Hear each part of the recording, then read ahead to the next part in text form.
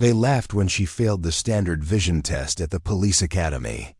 3 months later, she made a shot that redefined what was considered humanly possible, hitting a moving target at 2,300 yards in conditions that would make seasoned snipers pack up and go home.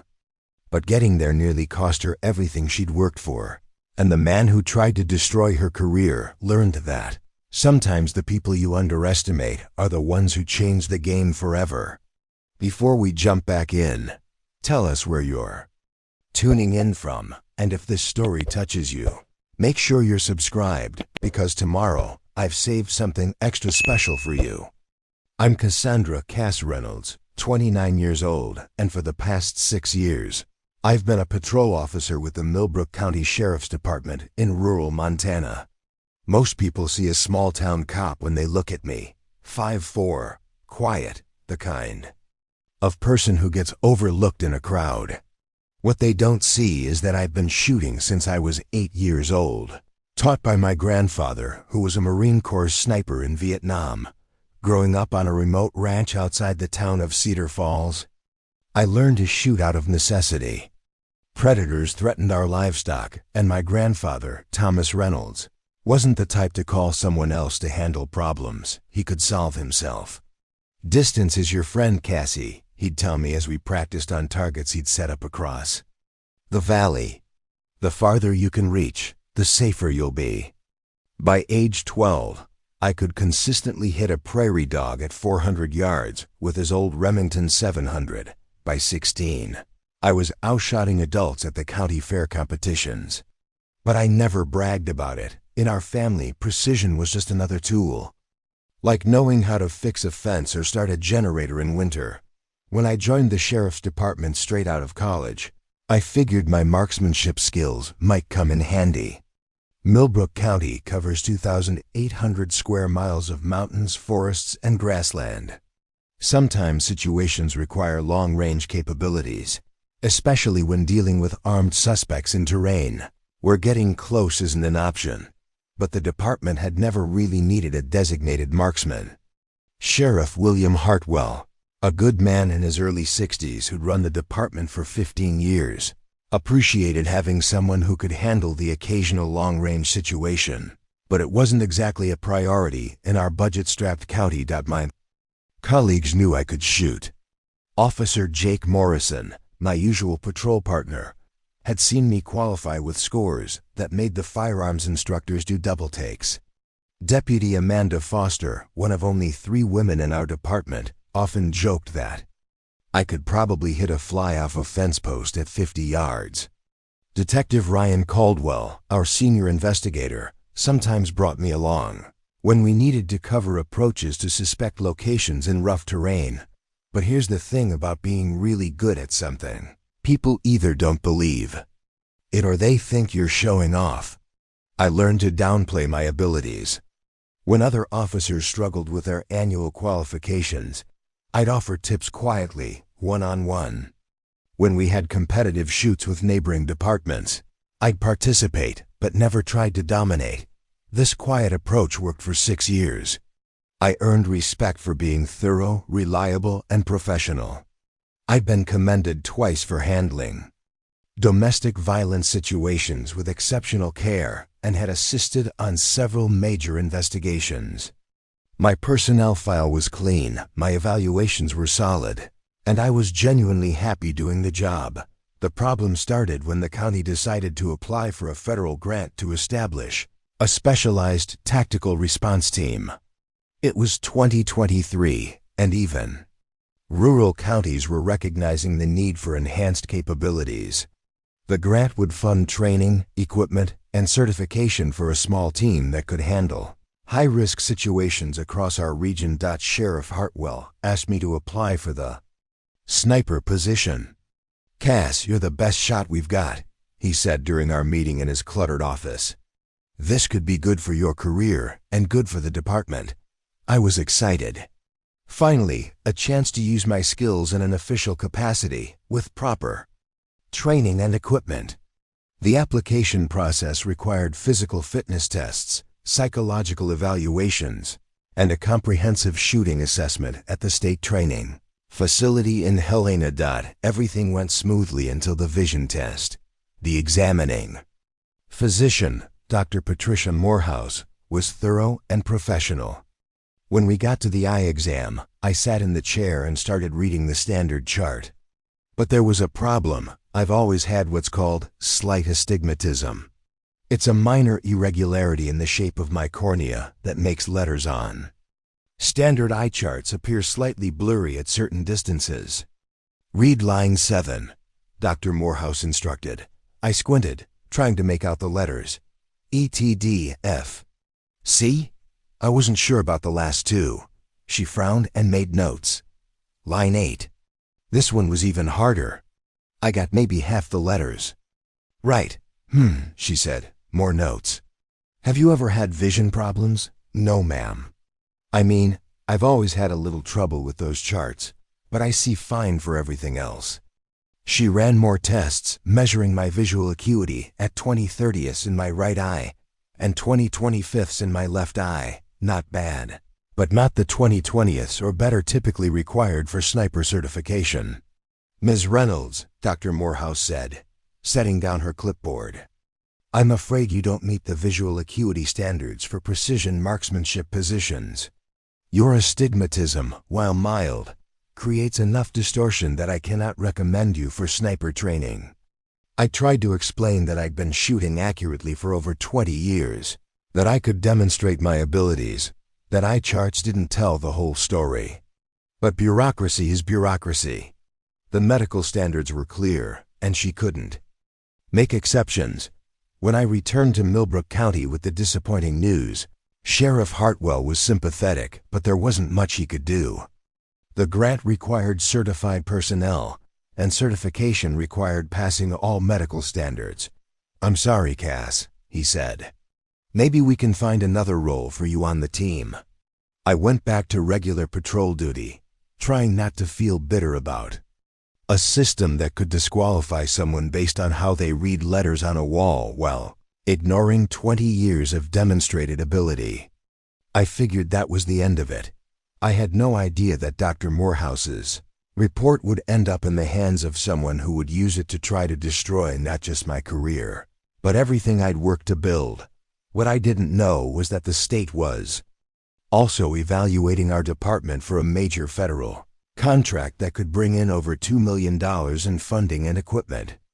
And the man overseeing that evaluation had very specific ideas about who deserved opportunities and who didn't. 3 weeks after my failed vision test, everything in my quiet life as a small-town deputy was about to change forever. Preparing and narrating this story took us a lot of time, so if you are enjoying it, subscribe to our channel. It means a lot to us. Now back to the story. Life returned to its familiar rhythm after the tactical team disappointment. I went back to my regular patrol duties in Millbrook County, covering the vast territory that stretched from the Wyoming border to the Glacier National Forest. My shifts typically started at 6 a.m. with briefing at our small headquarters building on Maple Street in Cedar Falls, a town of just 3,200 people where everybody knew everybody's business. Sheriff Hartwell ran morning briefings with the easy authority of someone who'd been doing this job since before I was born. He'd update us on overnight incidents, weather concerns, and any BOLO alerts from neighboring counties. Our department was small but tight-knit. Myself, Jake Morrison, Amanda Foster, Ryan Caldwell, plus 3 other deputies and 2 dispatchers who kept us connected across those endless miles of mountain roads.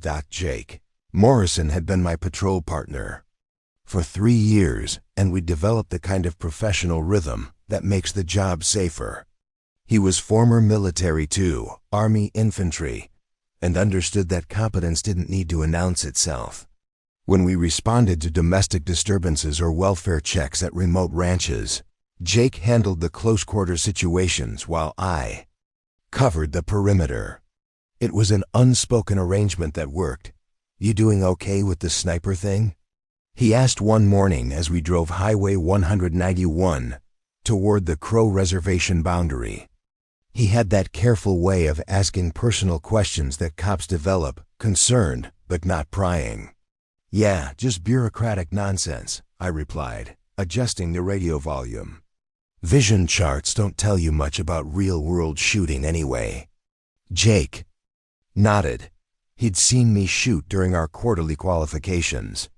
Last time, I'd put all 30 rounds into a group smaller than a silver dollar at 100 yards, using our standard issue Glock 22. Not exactly sniper distances, but precision that made. Other officers shake their heads in amazement. Our typical day involved a mix of traffic enforcement, responding to calls, and what we called presence patrols, just being visible in areas where people needed to know law enforcement was around. Millbrook County had its share of problems. Domestic violence calls, drunk driving, the occasional burglary, and unfortunately, a growing methamphetamine problem that brought violence and unpredictability to what had once been a peaceful rural area. But there were also moments that reminded me why I love this job. Like helping Sarah Bennett, an elderly rancher whose husband had died the previous winter when her generator failed during a February blizzard. Or teaching firearm safety to the local 4-H club.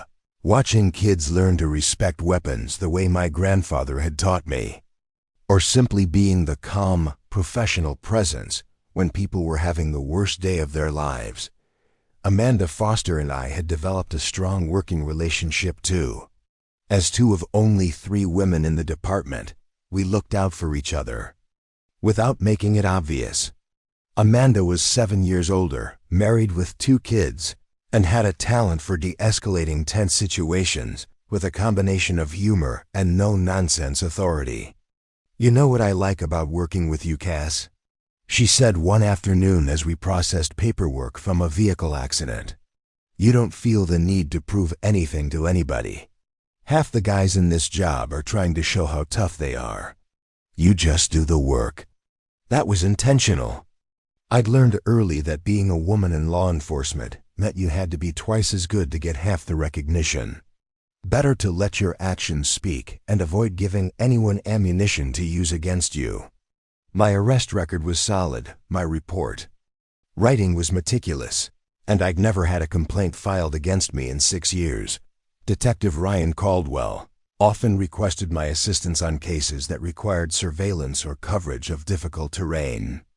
Ryan was in his mid-40s, methodical and experienced, and he appreciated having someone who could handle long-range observation without compromising the operation.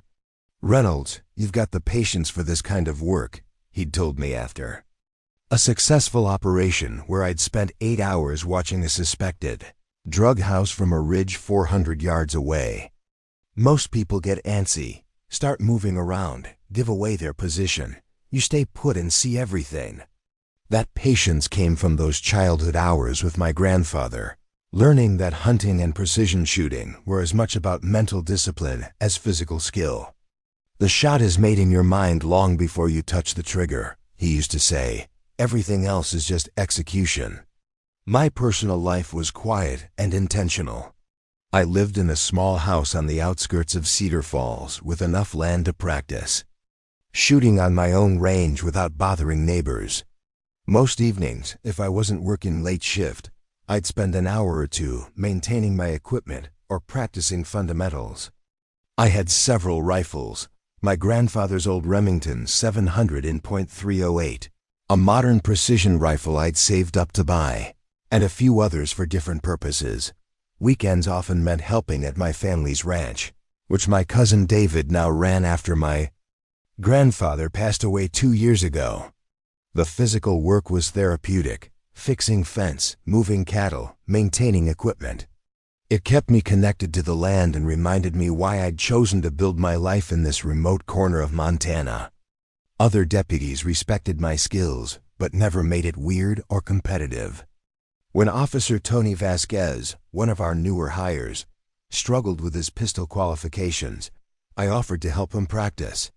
When Deputy Carl Thompson needed backup on a situation involving an armed suspect barricaded in a barn, he specifically requested me because he knew I could cover approaches he couldn't see. It was a good life, even without the tactical team opportunity. I was building something solid, a reputation, a career, relationships with people who counted on me to do my job well. I had no idea how fragile that foundation really was, or that someone was already planning to tear it down. Sheriff Hartwell had been getting calls from the state about our department's capabilities and procedures. Just routine evaluation stuff, he explained during one of our briefings. They're looking at rural departments for potential federal partnerships and funding opportunities. I thought it sounded promising.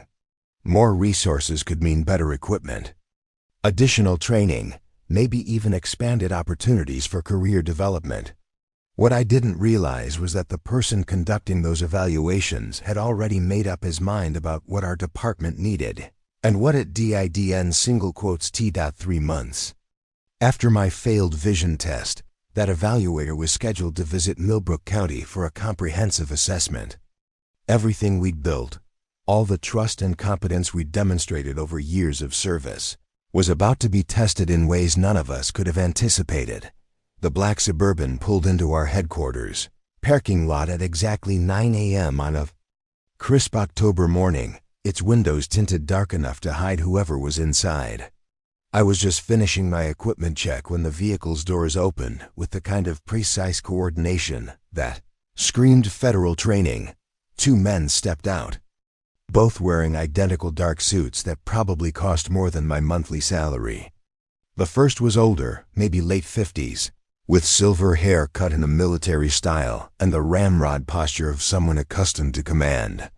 The second was younger, athletic build, constantly scanning the surroundings like he expected trouble to materialize from the Cedar Falls Municipal Building across the street.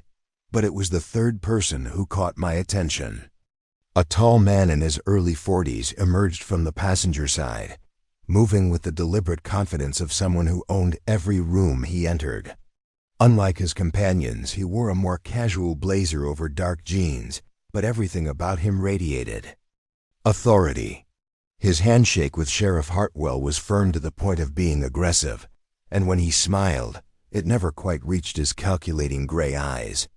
Sheriff Hartwell, I'm Director Nathan Cross from the Federal Law Enforcement Partnership Initiative, he announced in a voice that carried clearly across the parking lot.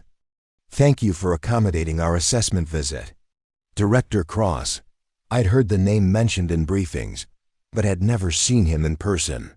He oversaw a multi-billion-dollar federal program that distributed grants, training, and equipment to rural law enforcement agencies across 12 western states. His recommendations could transform a small department like ours or effectively blacklist us from federal opportunities for years. Sheriff Hartwell, wearing his best uniform and the slightly nervous expression he got when dealing with bureaucrats, led the group toward our building. We're honored to have you here, Director Cross. I think you'll find our department operates at a high standard despite our limited resources. That's exactly what we're here to evaluate, Cross replied, his eyes already cataloging everything, from our aging patrol vehicles to the condition of our building's exterior. The federal government invests billions in local law enforcement capabilities. We need to ensure those investments go to departments that can maximize their impact. As they passed where I stood beside my patrol car, Cross's gaze lingered on me for a moment longer than seemed necessary. There was something in his expression, not quite recognition, but a flicker of interest that made me uncomfortable. All personnel will be available for individual interviews, Sheriff Hartwell was explaining as they walked toward the entrance. We've prepared documentation of our training records, response times, case clearance rates, and community engagement initiatives. Inside the building, Cross immediately took charge of the space in a way that transformed our familiar workplace into something that felt like hostile territory.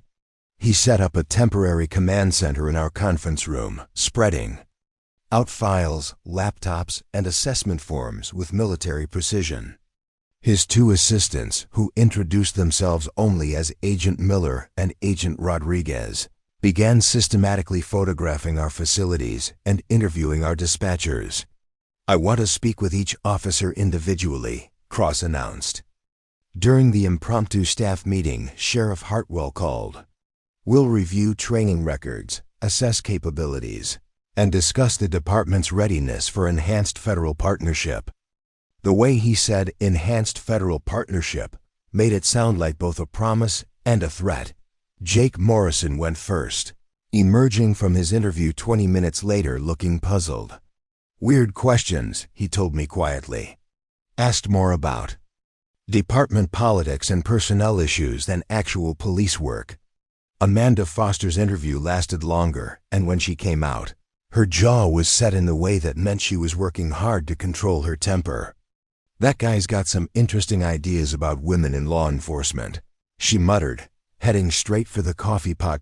When my turn came, I knocked on the conference room door and entered to find Cross seated behind the table like he was conducting a tribunal.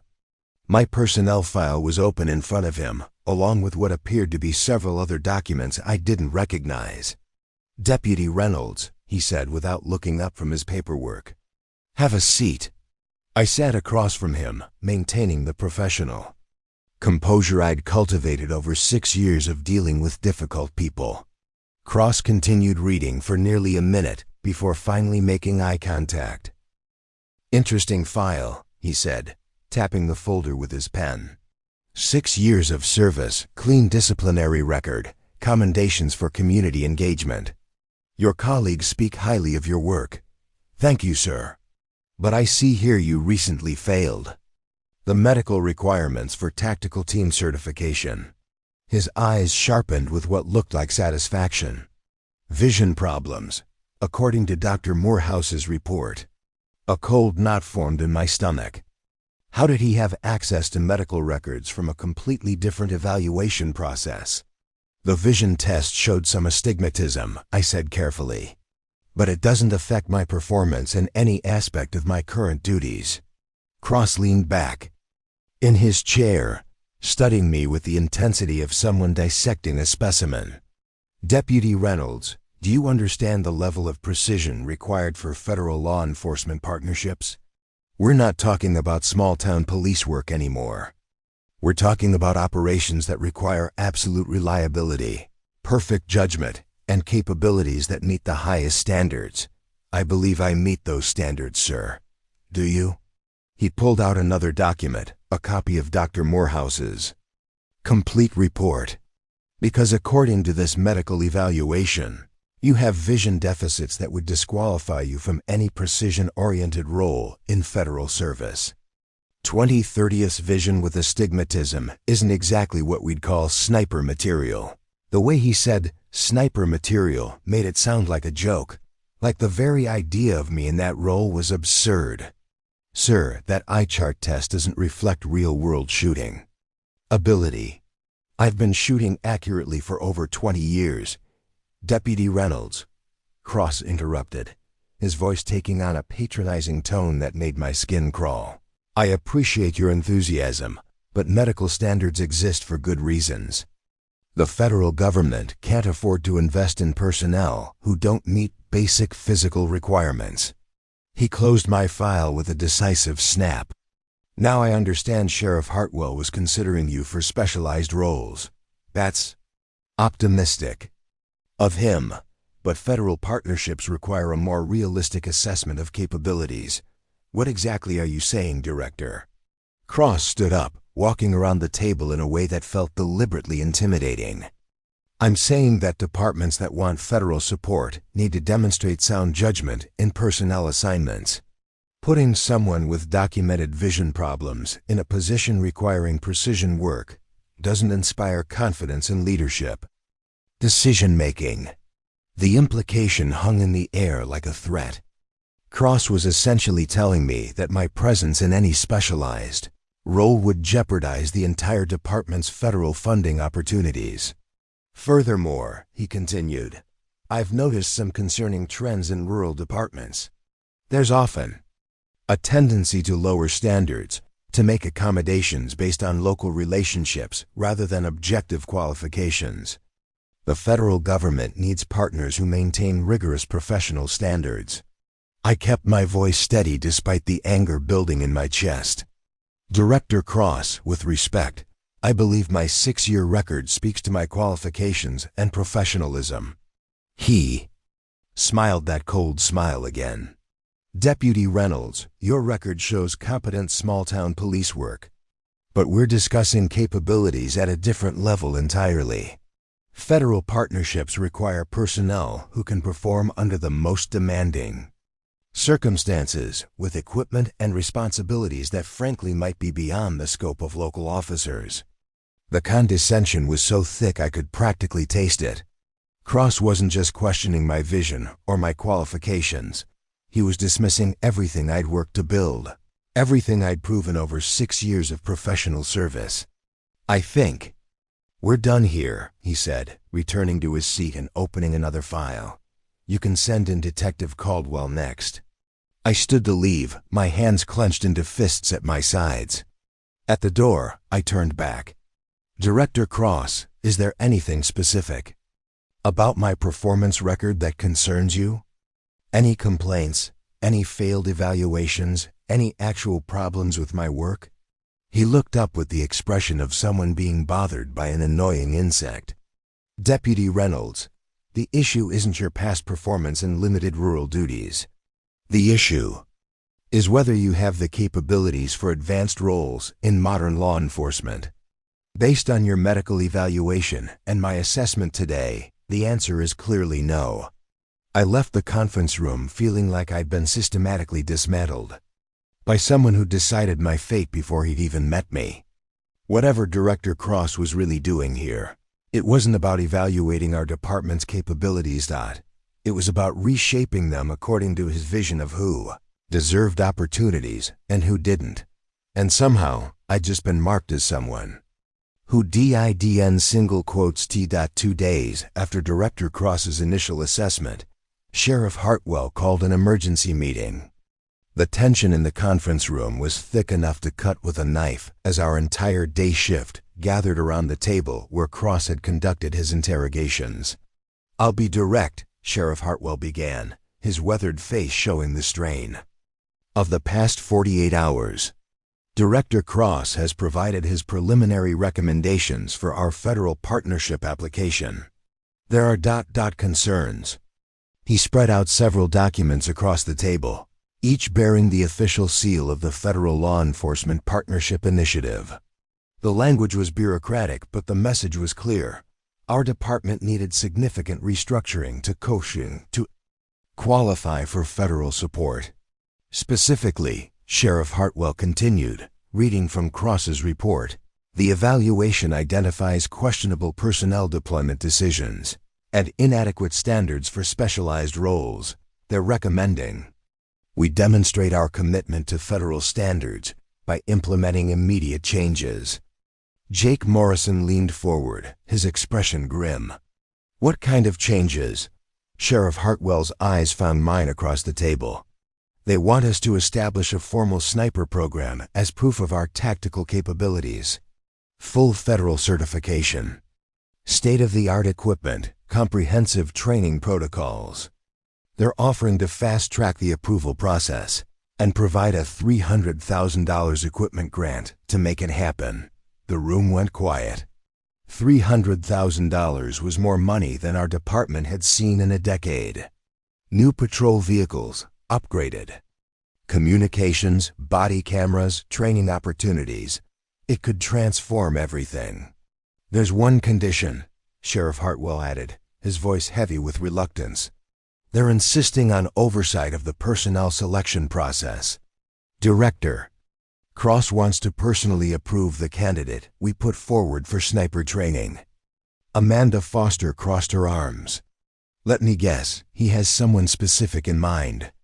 Actually, he's recommended we reach out to candidates from other departments. Specifically, he mentioned Officer Kevin Hutchinson from Billings PD, who apparently has an exemplary record and perfect vision. I felt the blood drain from my face. Kevin Hutchinson, I knew the name. He'd been forced to resign from 2 previous departments under circumstances that were carefully hushed up. The rumors involved excessive force complaints and inappropriate behavior toward female officers. but nothing that stuck officially. Cross was bringing in someone with a questionable background while using my vision test to exclude me. "Sheriff," I said carefully, "with respect, this seems premature. We haven't even determined if we need an outside candidate. I'd like to request the opportunity to demonstrate my capabilities before any decisions are made." Sheriff Hartwell looked uncomfortable. "Cass, you know I value your skills, but Director Cross was very clear about the medical requirements. He said federal certification has strict vision standards that can't be waived." "Then let me prove that those standards don't reflect real-world capability," I pressed. "Give me a practical test. Set up targets at any distance, any conditions. Let my performance speak for itself." Cross's voice came from the doorway where he'd apparently been listening. "Deputy Reynolds, that's exactly the kind of thinking that concerns us about small-town law enforcement." Everyone turned as he entered the room, moving with that same predatory confidence I'd noticed during our first encounter. He was alone this time, his federal agents presumably off conducting other assessments. "The issue isn't whether you can hit targets at a local shooting range," Cross continued, taking a seat at the head of the table like he owned the place. "Federal certification requires meeting objective medical standards that ensure consistent performance under extreme stress.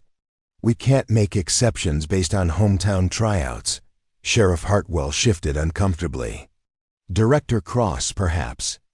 We could arrange a formal evaluation." "Sheriff, let me be frank," Cross interrupted, his gray eyes fixed on me with unconcealed contempt.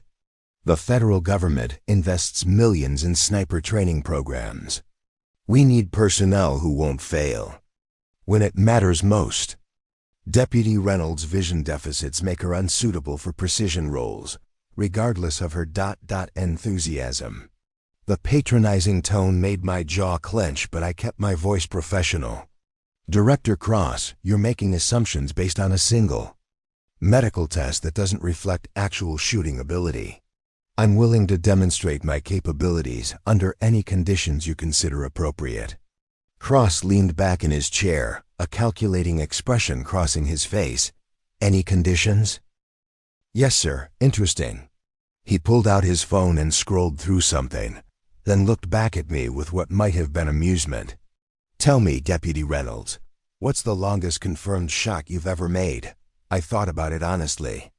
800 yards, sir. Took down a wounded elk that was suffering after a car strike. Single shot, humane kill. 800 yards, Cross repeated, making it sound like a child's accomplishment. "Deputy Reynolds, federal snipers are expected to engage targets at distances exceeding 1,000 yards under combat conditions. Your hunting experience doesn't exactly qualify as relevant training." Jake Morrison started to speak up, but Cross held up a hand. "However," Cross continued, "since you're so confident in your abilities despite your medical disqualification, perhaps we can arrange a demonstration. Consider it an educational opportunity for your department to understand the difference between local competency and federal standards." The way he said it made my skin crawl.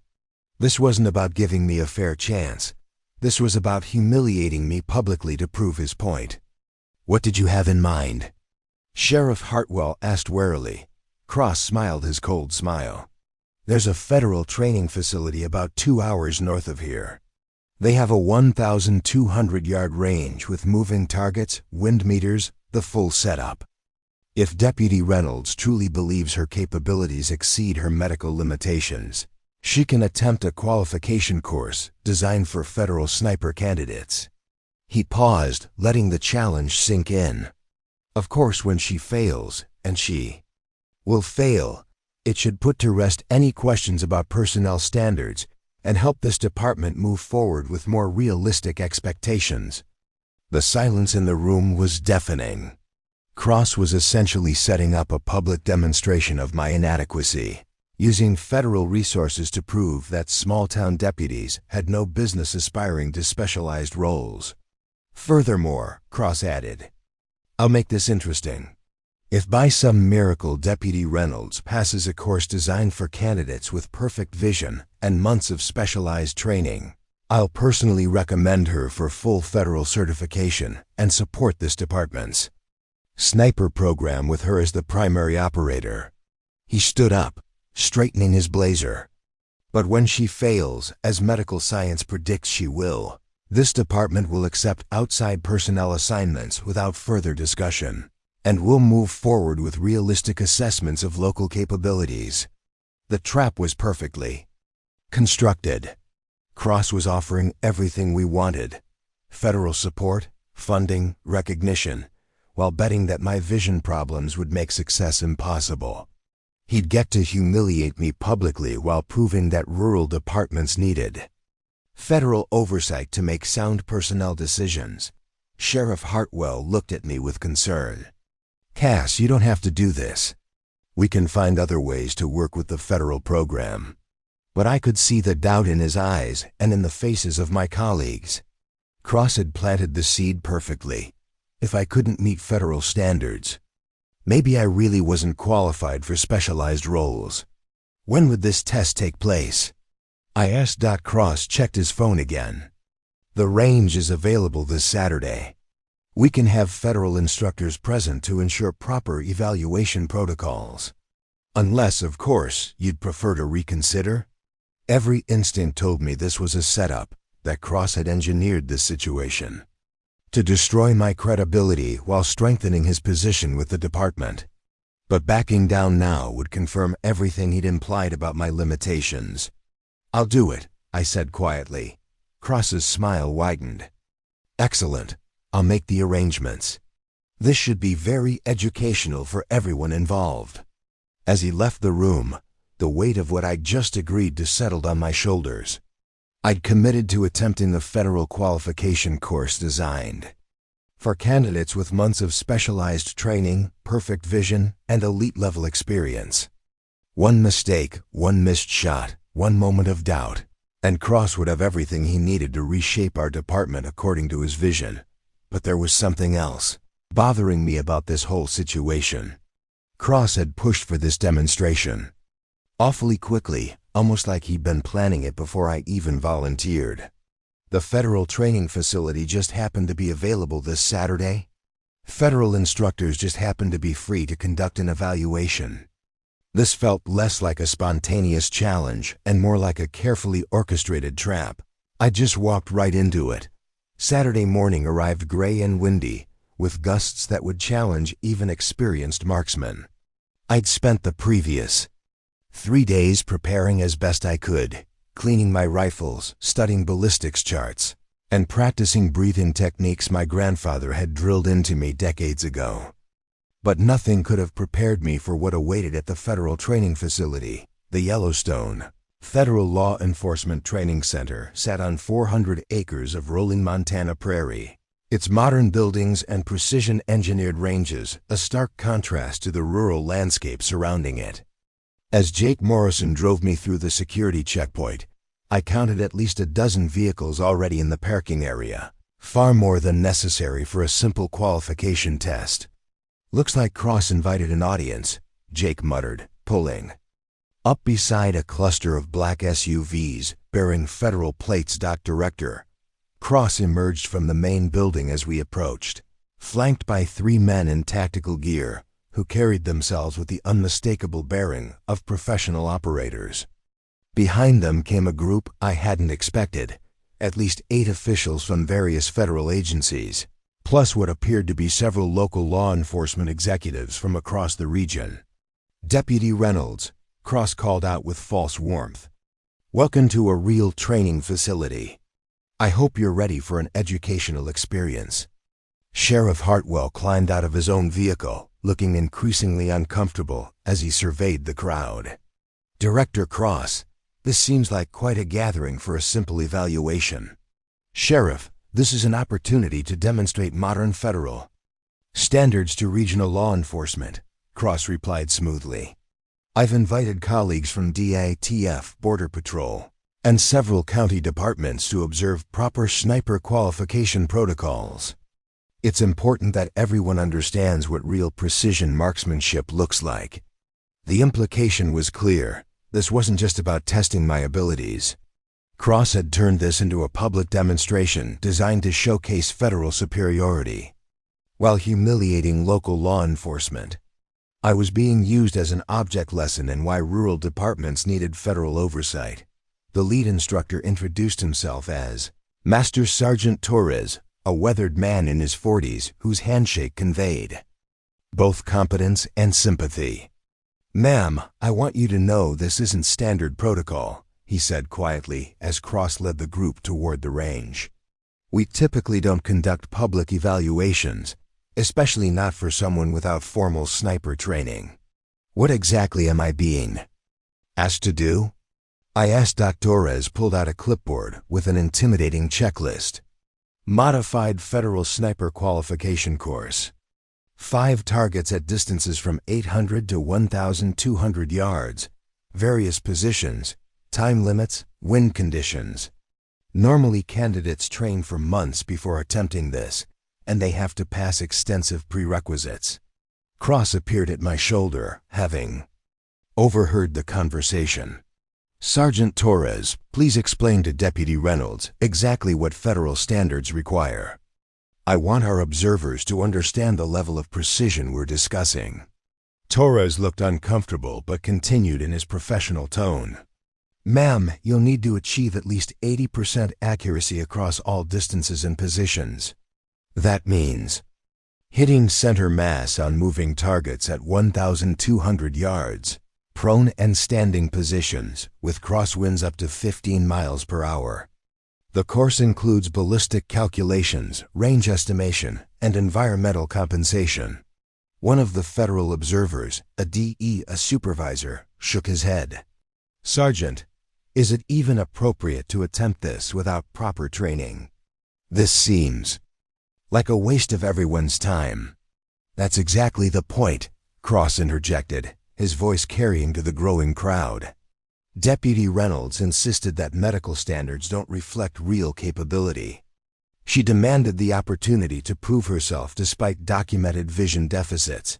"We're simply accommodating her request." The way he phrased it made me sound delusional, like someone who couldn't accept obvious limitations.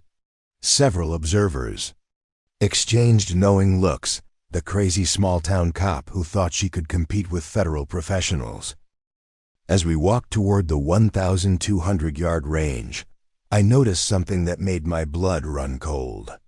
Kevin Hutchinson stood among the observers, wearing a pristine tactical uniform that looked like it had never seen actual field use. Cross's recommended replacement was here to watch my failure, probably so he could step in immediately when I inevitably fell short. Hutchinson caught my eye and smiled with the kind of smug confidence that made my skin crawl. He was tall, athletic, and carried himself with the swagger of someone accustomed to getting what he wanted. Everything about his presence screamed that this was a foregone conclusion. "Deputy Reynolds," Cross announced loudly enough for everyone to hear, "before we begin, I want to ensure you understand what you're attempting. Federal snipers represent the elite of law enforcement precision shooting. They undergo months of specialized training, use equipment worth more than most patrol cars, and operate under the most demanding conditions imaginable." He gestured toward the range, where targets were visible as tiny specks in the distance. "The shots you'll attempt today are considered routine for federal personnel. If you succeed, which medical science suggests is highly unlikely given your vision limitations, you'll have demonstrated capabilities equivalent to our most elite operators." Cross paused dramatically, ensuring every observer was paying attention. "However, when you fail, I trust everyone present will understand why federal programs maintain strict medical standards and why local departments benefit from professional oversight in personnel decisions." Master Sergeant Torres handed me a federal issue rifle, a precision instrument worth more than my annual salary. The weight felt familiar despite the advanced optics and adjustable stock. "Ma'am, this is chambered in .338 Lapua Magnum, specifically designed for extreme long-range work. The scope is calibrated, but you'll need to make adjustments for wind and distance. As I examined the weapon, Cross continued his public commentary. Notice that we're providing Deputy Reynolds with equipment far superior to anything her department could afford. Federal-grade optics, match-grade ammunition, professional-level accessories. If she fails with these advantages, it will clearly demonstrate that the limitation is human, not mechanical. The crowd of observers positioned themselves behind the shooting line, creating an amphitheater effect that made this feel more like a gladiatorial combat than a professional evaluation. I could hear whispered conversations, most centering on whether this was even fair to attempt. "Poor woman doesn't know what she's gotten herself into," someone murmured. "Cross really wants to make his point, doesn't he?" Another voice replied. Kevin Hutchinson stepped forward, his voice carrying a false note of concern. "Director Cross, perhaps we should reconsider this. Deputy Reynolds seems like a dedicated officer, but this level of precision shooting requires specialized training that takes years to develop. We wouldn't want her to get hurt or damage equipment." His words sounded supportive, but the subtext was clear. I was out of my league and everyone knew it. Cross nodded approvingly at Hutchinson's apparent thoughtfulness. "Mr. Hutchinson raises an excellent point," Cross said. "This is exactly why federal programs require experienced personnel. Deputy Reynolds, are you certain you want to proceed? There's no shame in recognizing that some roles require specialized qualifications you simply don't possess." The out was beautifully constructed. I could back down gracefully, acknowledge my limitations, and Cross would look magnanimous while proving his point about federal standards. Hutchinson would step into the role, the department would accept federal oversight, and everyone would learn their proper place in the hierarchy. But something in Cross's expression told me this had been planned from the beginning. The crowd, the equipment demonstration, Hutchinson's presence. This was theater designed to establish federal authority while breaking down local confidence. "I understand the challenges, Director Cross," I replied, checking the rifle's balance and sight picture. "But I committed to this evaluation, and I intend to complete it." Cross's smile took on a predatory quality. "Excellent. Then let's begin with the 800-yard targets and work our way up. Sergeant Torres, please explain the scoring system to our observers." As Torres detailed the qualification requirements, I tried to block out the crowd and focus on the fundamentals my grandfather had taught me. Wind speed, target distance, bullet drop, breathing control. All the variables that could make or break a long-range shot. Cross wasn't finished with his psychological warfare. "Ladies and gentlemen," he announced, "you're about to witness the difference between amateur enthusiasm and professional capability. Pay particular attention to how environmental factors affect precision at these distances. It should be very educational."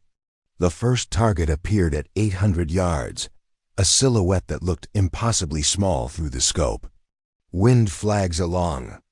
The range indicated gusts from multiple directions, and I could feel every pair of eyes focused on me. This wasn't just about hitting targets anymore. This was about proving that rural officers deserve respect, that medical tests didn't tell the whole story, and that Cross's assumptions about who belonged in elite roles might be wrong. But as I settled into shooting position and felt the weight of expectation pressing down like a physical force, I realized Cross had created the perfect trap. Whether the first succeeded or failed, he'd already won the larger battle for control over our department's future. The first shot was perfect. The 800-yard target fell with a metallic clang that echoed across the range, hitting dead center in a way that made several observers murmur in surprise.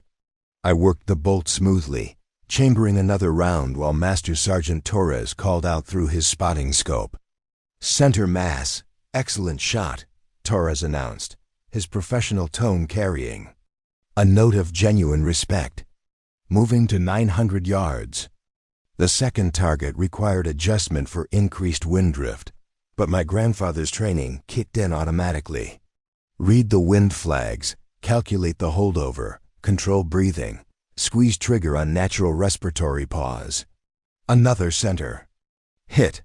Outstanding marksmanship, Torres called out, and I could hear the surprise in his voice. By the time I reached the 1,000-yard targets, the crowd behind me had gone silent. The casual conversations and whispered predictions had stopped, replaced by intention that was almost palpable.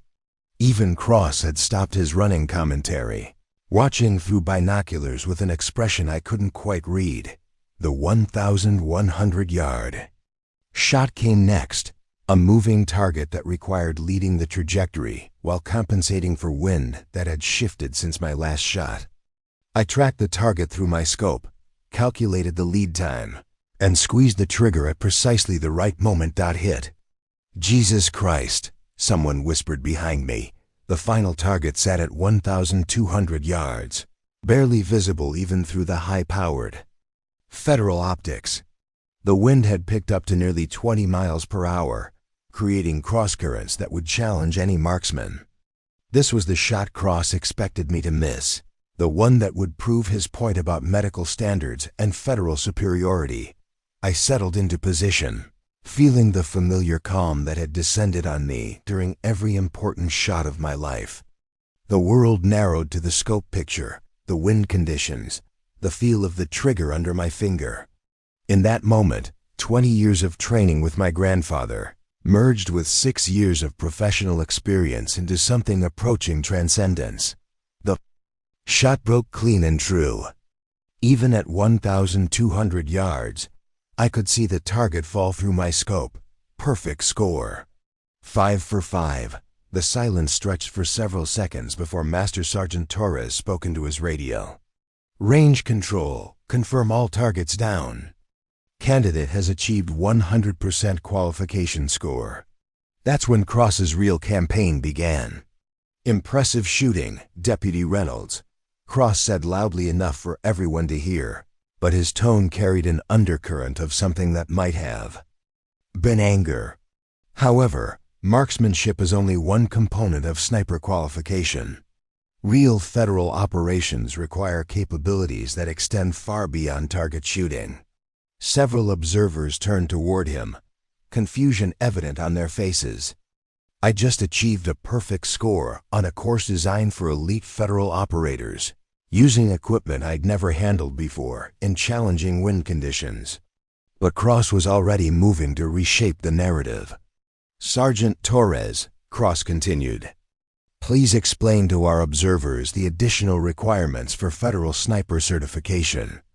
The psychological evaluations, the advanced ballistics training, the tactical integration protocols. Torres looked uncomfortable but maintained his professional demeanor.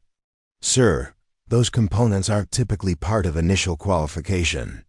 This shooting evaluation demonstrates exceptional marksmanship capability that would qualify Deputy Reynolds for advanced training programs. Exactly my point, Cross replied smoothly. What we've witnessed today is impressive target shooting, but federal snipers operate in complex tactical environments that require months of specialized preparation. Deputy Reynolds has demonstrated raw shooting ability, but that's quite different from operational readiness.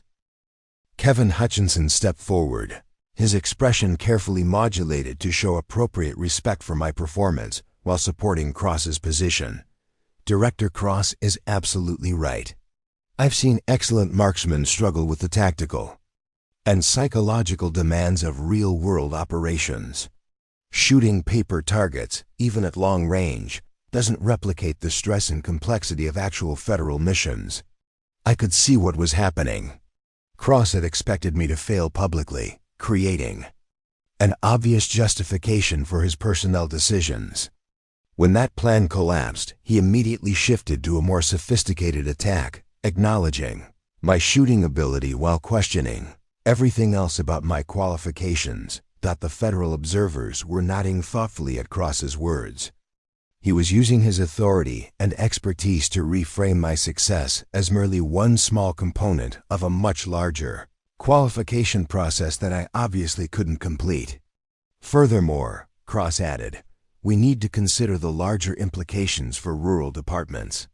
One individual's exceptional performance doesn't indicate that local agencies have the institutional capacity to support federal-level operations.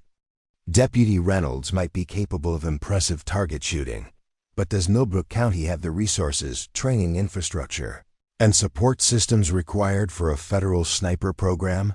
Sheriff Hartwell shifted uncomfortably. Cross was systematically undermining not just my qualifications, but our entire department's credibility. Even perfect marksmanship couldn't overcome institutional limitations. Director Cross, I said carefully, what additional demonstrations would satisfy your concerns about operational readiness? Cross smiled with what looked like genuine pleasure. Deputy Reynolds, that's exactly the kind of question that illustrates the gap between local and federal perspectives.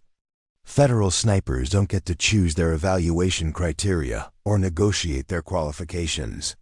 They meet established standards through rigorous, standardized processes that ensure consistent capability across all personnel. He gestured toward Hutchinson. Officer Hutchinson, for example, has completed federal tactical training, advanced ballistics courses, and psychological evaluations. He brings institutional knowledge and proven capability to complex operations. Can your department provide that level of comprehensive preparation? The trap was beautifully constructed. Cross was using my success against me, arguing that exceptional individual ability actually highlighted our department's institutional inadequacies. If I was this capable without proper training, imagine what someone with federal preparation could accomplish. Additionally, Cross continued, we need to consider liability issues.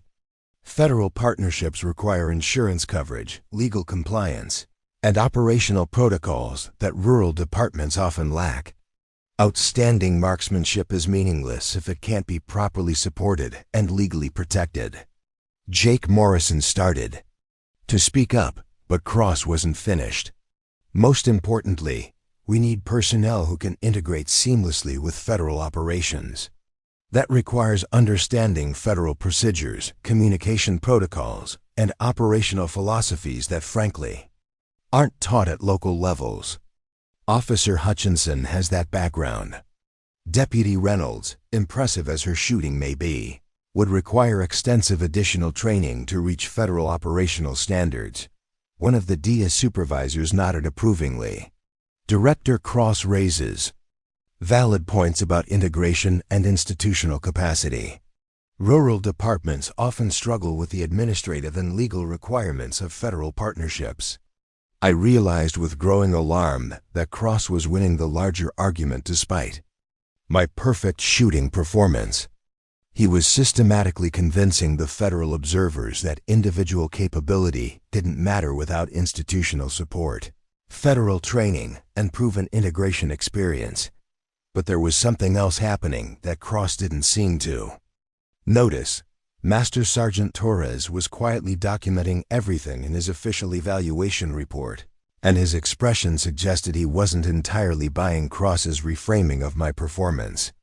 Sir, Torres interjected, for the record, Deputy Reynolds has just achieved the highest qualification score I've seen from any candidate in 3 years of conducting these evaluations.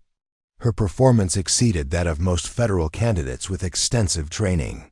Cross's jaw tightened slightly. Sergeant Torres, please ensure your report reflects the complete evaluation context, including the candidate's lack of formal training, institutional support, and federal integration capabilities.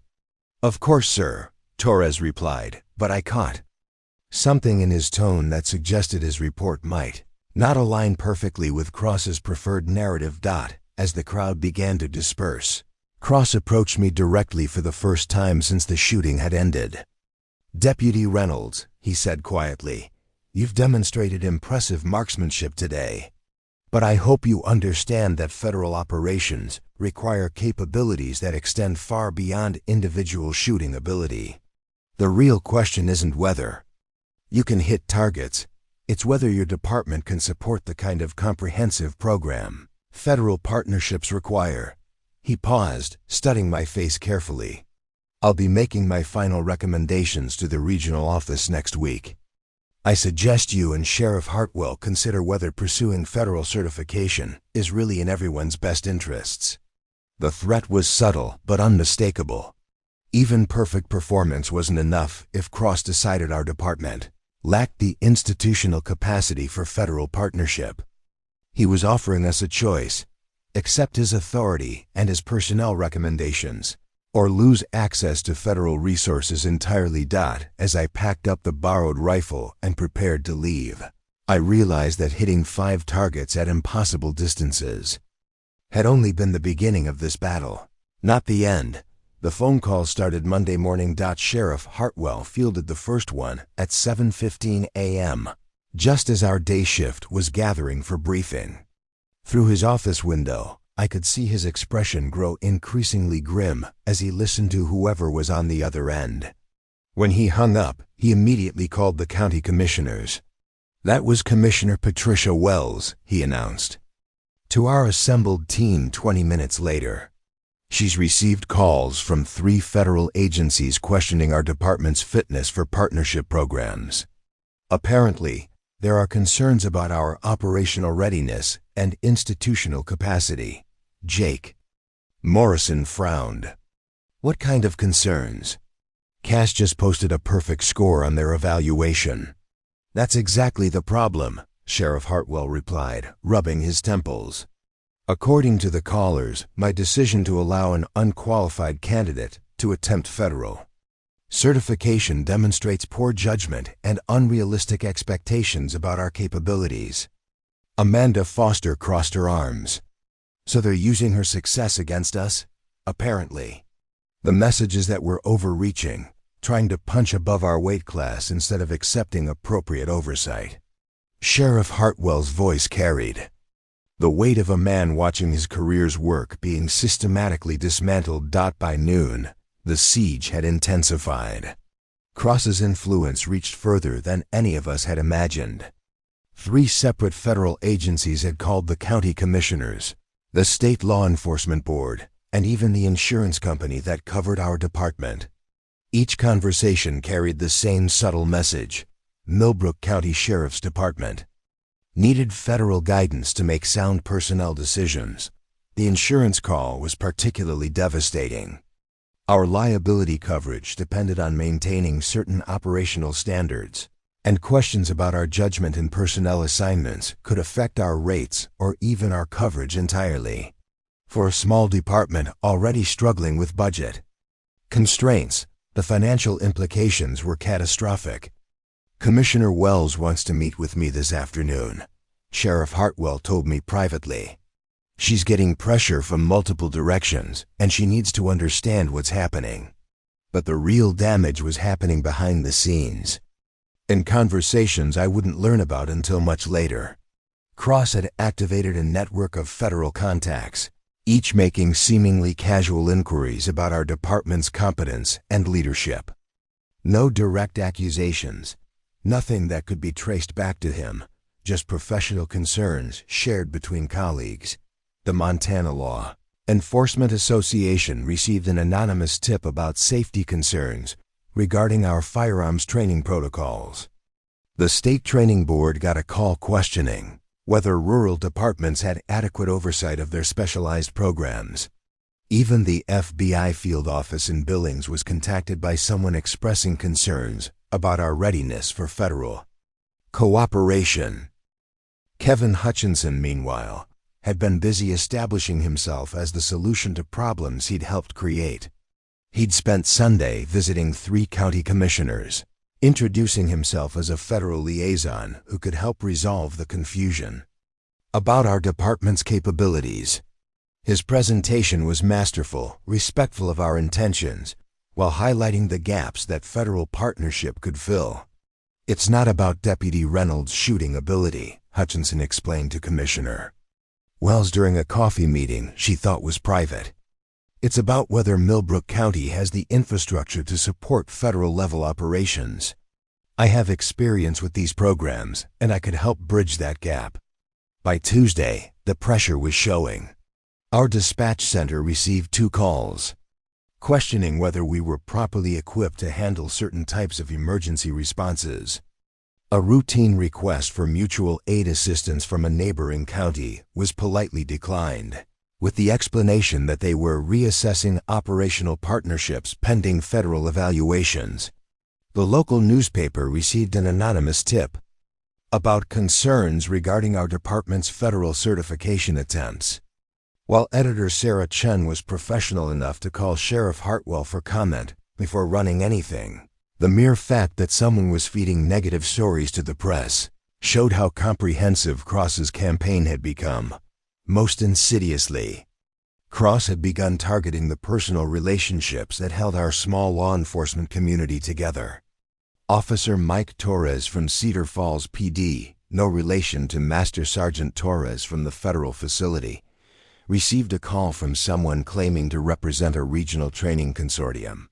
The caller mentioned that departments working with problematic personnel might find their training opportunities limited.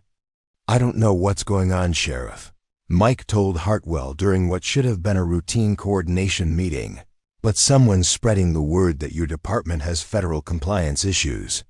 I'm not supposed to tell you this, but our chief got a call suggesting we distance ourselves from joint operations until things get sorted out. The message was clear: support us, and you'll face federal scrutiny too." Wednesday brought the first official consequence. The State Emergency Management Agency informed us that our application for Homeland Security grant funding was being delayed pending resolution of federal partnership concerns. The grant would have provided $150,000 for communications equipment. We desperately needed. Sheriff Hartwell called me into his office that afternoon, looking older than I'd ever seen him. "Cass, I need you to understand what's happening here. This isn't just about you anymore. Cross is systematically undermining our department's credibility with every agency that matters." "Sheriff, I never intended—" "I know," he interrupted. "You did exactly what I asked you to do, and you did it perfectly. But Cross has turned your success into evidence of our poor judgment. According to him, the fact that we let you attempt federal certification without proper institutional support proves we're not ready for partnership programs." He pulled out a folder thick with correspondence. "Look at this. Federal agencies questioning our competence. State boards reviewing our certifications. Insurance companies reassessing our coverage. County commissioners demanding explanations. All because Cross is painting us as a rogue department that doesn't understand federal standards." The scope of the attack was breathtaking. Cross hadn't just targeted me. He'd identified every pressure point that could affect our departments, operations, and activated them simultaneously. Federal influence, state oversight, local politics, insurance liability, media perception, peer relationships, every angle covered. "What does he want?" I asked. "Complete capitulation, Sheriff," Hartwell replied grimly. "Accept Hutchinson as our federal liaison. Submit to federal oversight of personnel decisions. Acknowledge that local departments need federal guidance for specialized operations." Basically, prove his point about regional law enforcement requiring federal control. Thursday brought the most serious escalation yet. The State Attorney General's office announced a routine review of our department's compliance with federal cooperation agreements. While officially just a standard audit, the timing was clearly not coincidental. "They're questioning whether we properly coordinate with federal agencies," Sheriff Hartwell explained during an emergency staff meeting. "Specifically, they want to review our personnel assignment procedures and evaluate whether we have adequate oversight of specialized operations." The legal implications were staggering. If the state found problems with our federal compliance, we could lose access to multiple funding streams, training programs, and operational support systems. Cross had escalated from professional pressure to potential legal jeopardy. But the Most devastating blow came Friday afternoon, when Commissioner Wells called Sheriff Hartwell with an ultimatum from the county board. They want this resolved within 2 weeks, Sheriff Hartwell told me afterward, his voice hollow with defeat. Either we demonstrate that we're in full compliance with federal partnership standards, or they're going to restructure the department's specialized operations under outside oversight. Meaning Cross wins. We accept Hutchinson, submit to federal personnel decisions, and acknowledge that local departments can't be trusted with specialized operations without federal guidance. As I sat in my patrol car that evening, parked on a ridge overlooking Cedar Falls, I realized Cross had achieved something remarkable. He'd taken my perfect shooting performance and weaponized it into proof that rural departments were incompetent. My success had become evidence of our failure. My capabilities had become proof of our inadequacy. Every agency, every official, every colleague who might have supported us was now facing their own pressure to distance themselves from our problematic department. Cross had isolated us completely while maintaining plausible deniability about his role in the campaign. But there was one thing Cross didn't know. Master Sergeant Torres had been quietly conducting his own investigation into the federal evaluation process, and what he'd discovered was about to change everything. The breaking point came on a Sunday evening, when I sat alone in my kitchen staring at a resignation letter I'd started writing for the 3rd time. The past week had been a masterclass in professional destruction. Friday's county ultimatum had triggered a weekend of soul-searching that left me questioning everything I thought I knew about justice, competence, and institutional integrity. Cross had systematically dismantled not just my career prospects, but the entire foundation of what I'd built over 6 years of service. My phone buzzed with another text from Amanda Foster. County Commissioners meeting tomorrow at 8 a.m. Sheriff says they're voting on accepting federal oversight. I'm sorry. Cass, federal oversight. Such clean, bureaucratic language for what amounted to complete capitulation to Cross's authority. The county would accept Kevin Hutchinson as our federal liaison, submit all specialized operations to outside review, and acknowledge that local departments couldn't be trusted with advanced capabilities without federal guidance. I crumpled up the resignation letter and started again, but the words felt hollow. Dear Sheriff Hartwell, after careful consideration, I have decided to resign my position with the Millbrook County Sheriff's Department, effective immediately. Simple, professional, final. Maybe that's what Cross wanted all along. Not just to prove his point about federal superiority, but to drive me out entirely. Eliminate the problem by eliminating the person who'd created it. My perfect shooting score had become a liability that threatened everything my colleagues had worked to build. My grandfather's voice echoed in my memory. Sometimes the most important shot is the one you don't take, Cassie. Knowing when to hold fire is just as crucial as knowing when to squeeze the trigger. But this felt different. This felt like surrender. The resignation letter sat half-finished on my kitchen table as I walked out to my back porch, where I kept my rifle secured in a locked cabinet. Opening it felt like visiting old friends who might soon become strangers. My grandfather's Remington 700, worn smooth by decades of use, the precision rifle I'd saved for months to afford. Each weapon represented hours of practice, years of dedication, a connection to skills that had defined my identity. Would Cross's victory mean I'd never use these capabilities professionally again? Would every future law enforcement position come with the asterisk of being the deputy who'd caused federal compliance issues at her previous department? My phone rang, startling me from the spiral of self-pity. Jake Morrison's name appeared on the screen.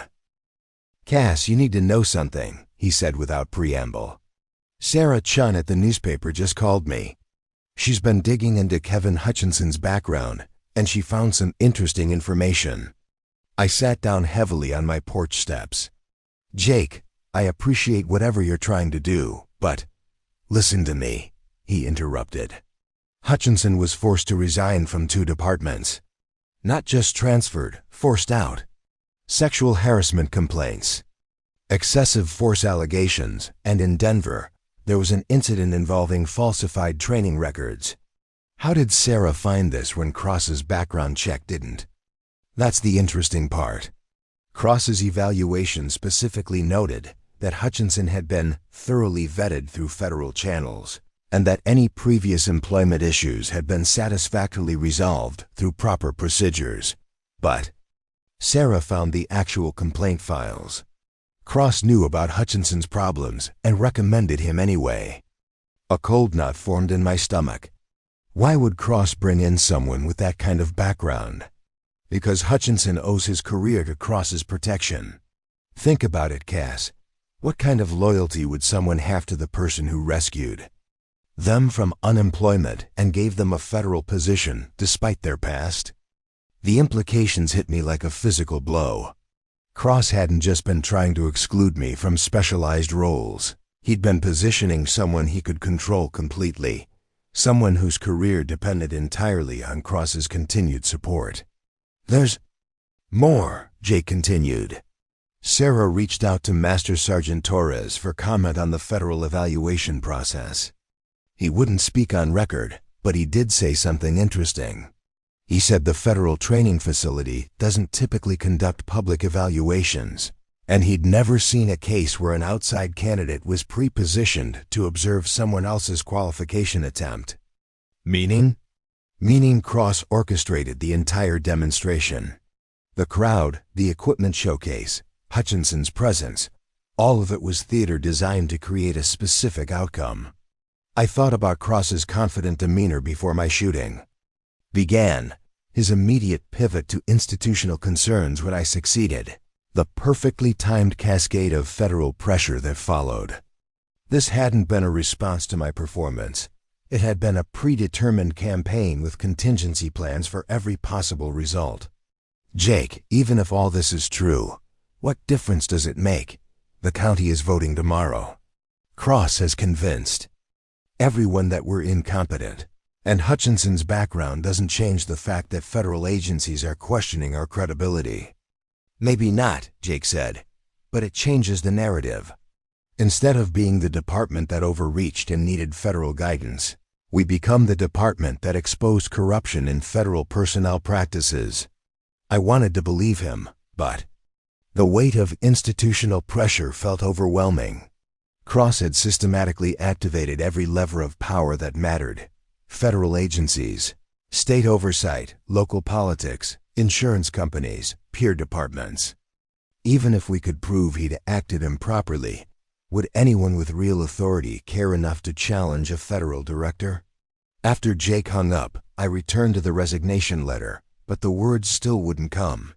Instead, I found myself thinking about a conversation with my grandfather years ago, after I'd missed what should have been an easy shot during a hunting trip.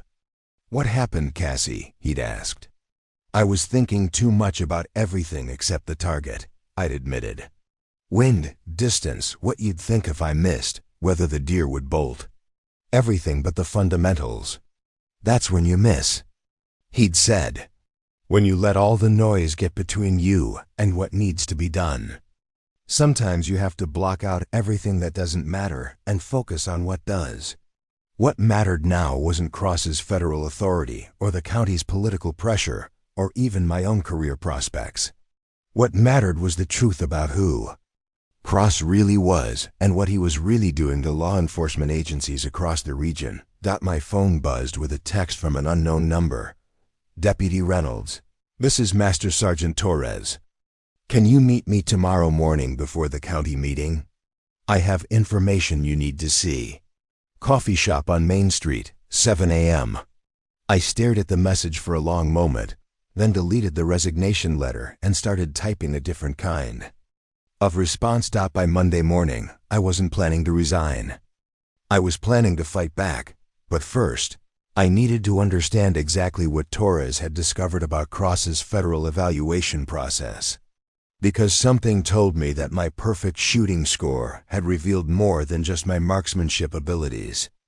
It had exposed cracks in a system that Cross had been manipulating far longer than any of us realized. The coffee shop meeting would either give me the ammunition I needed to challenge Cross's authority, or it would confirm that some battles couldn't be won by individual deputies from small-town departments. Either way, I was done running from this fight. My grandfather hadn't raised me to surrender when the stakes got high. He'd taught me to find the target that mattered most and put my shot exactly where it needed to go.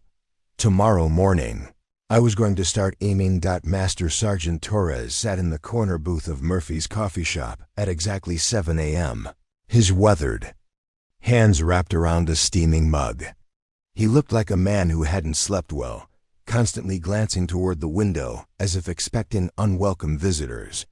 When I slid into the seat across from him, he immediately pushed a manila envelope across the scarred wooden table.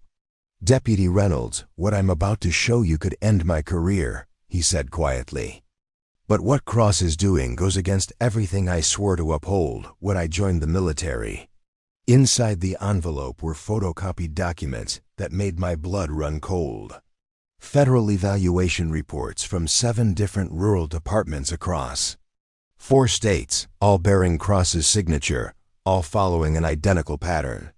Exceptional local personnel failing to meet institutional standards, outside candidates with federal connections being recommended as solutions, departments accepting federal oversight to resolve compliance issues.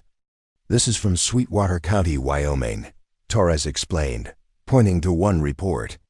"Deputy Maria Santos, 15-year veteran, top marksman in the state. Cross evaluated her for federal partnership and found her institutionally unsupported. Recommended Officer Bradley Walsh from his previous assignment as federal liaison." I studied the documents with growing horror. What happened to Deputy Santos? Forced to resign when Walsh arrived and restructured their tactical operations. Santos couldn't adapt to federal protocols, according to the official report. Last I heard, she's working private security in Denver. Torres pulled out more files. Cascade County, Idaho. Sergeant Tom Mitchell, decorated Marine veteran with 20 years of law enforcement experience. Same pattern, exceptional individual capability, insufficient institutional support, federal oversight required. Cross's recommended replacement was Officer Dennis Cole. Let me guess, Cole had previous disciplinary issues that Cross overlooked. Sexual harassment settlement in California, excessive force complaint in Oregon. But Cole had federal training credentials and the right connections. Torres's voice carried the disgust of a professional soldier watching his institutions corrupted. Cross has been systematically replacing local expertise with federal loyalists across the entire region. The scope of the operation was staggering. Cross wasn't just targeting individual officers. He was reshaping rural law enforcement to create a network of personnel who owed their careers to his protection and guidance. Every department that accepted his help became another node in a system designed to centralize control under federal authority. "How long has this been going on?" I asked. "At least 3 years that I can document." "Probably longer." Torres leaned forward, his voice dropping to barely above a whisper. "Cross runs these evaluations like military psychological operations.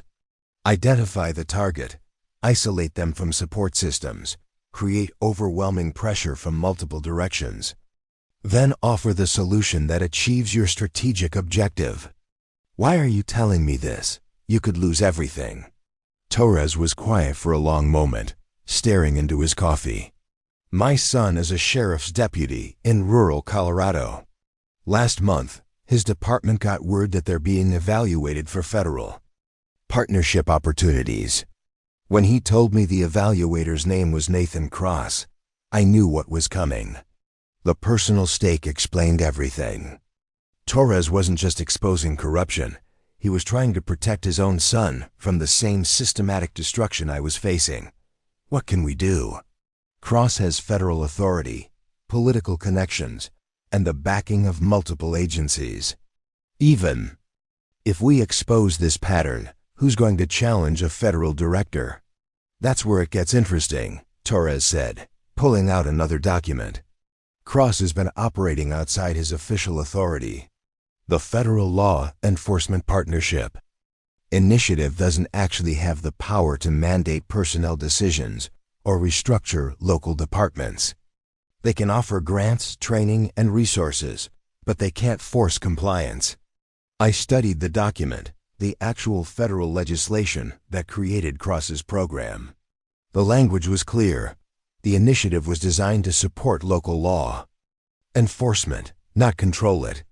Cross had been using the threat of withheld federal resources to coerce compliance with demands he had no legal authority to make.